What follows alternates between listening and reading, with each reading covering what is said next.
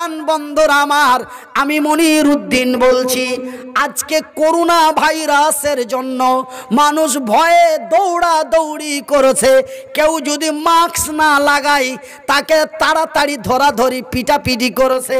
ভাইজান, মাস্ক যদি আমি মাস্ক লাগিয়ে দিলে যদি আমার এ করোনা ভাইরাস ধরবে না, এর কোন দলিল, এর কোন প্রমাণ পাওয়া যায় যে মাস্ক লাগালে ওকে করোনা হবে না? এর কোনো প্রমাণ গ্যারান্টি আছে? কোন চিকিৎসা বিজ্ঞান দিতে পেরেছে? কেন আমার অক্সিজেন যদি নাক দিয়ে নাই, দুনিয়ার ভাইরাস যদি নাকের ভিতর দিয়ে ঢুকে, মুখের ভিতর দিয়ে ঢুকে, তো আমার তো আরো নিচে দুটো ফুটো আছে নাই গো? আমার দুই কানে দুটো ফুটো আছে, আছে না নাই? প্রত্যেকটা লুমের পাশে একটা করে ফুটো আছে, আছে না নাই? কথা বলে। তবে প্রত্যেকটা লুমের পাশে দিয়ে ফুটো আছে। তবে এই দুটো ফুটো ছাড়া অনেকগুলো ফুটো আছে, তা ফুটো গুণা যাবে না। জোরে বলি সুবহানাল্লাহ। তবে সেই ফুটো দিয়েও তো ভাইরাস ঢুকতে পারে না?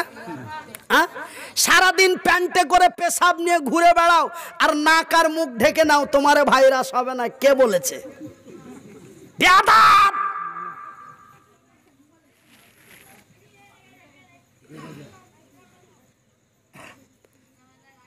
ভাইরাস, বীজাণু, অসুখ কোথা থেকে তৈরি হয় বলেন? পেশাব এবং পায়খানা থেকে। আমি মুখকে চেপে বেঁধে দিলাম আর দাঁড়িয়ে দাঁড়িয়ে পেশাব করে, কেউ আবার নাড়া দেয়, কেউ আবার এমনি দিয়ে দেয়। সারাদিন পেশাব নিয়ে ঘুরে, পেশাব তার প্যান্টে গায়ে লেগে বাষ্প হয়ে ওখান থেকে ভাইরাস তৈরি হয়।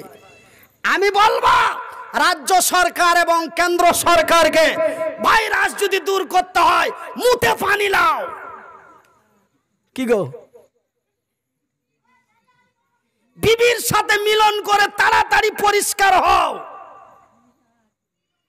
যেখান থেকে বীজাণু তৈরি হবে, অসুখ উৎপন্ন হবে, ওই দুটোই বাদ।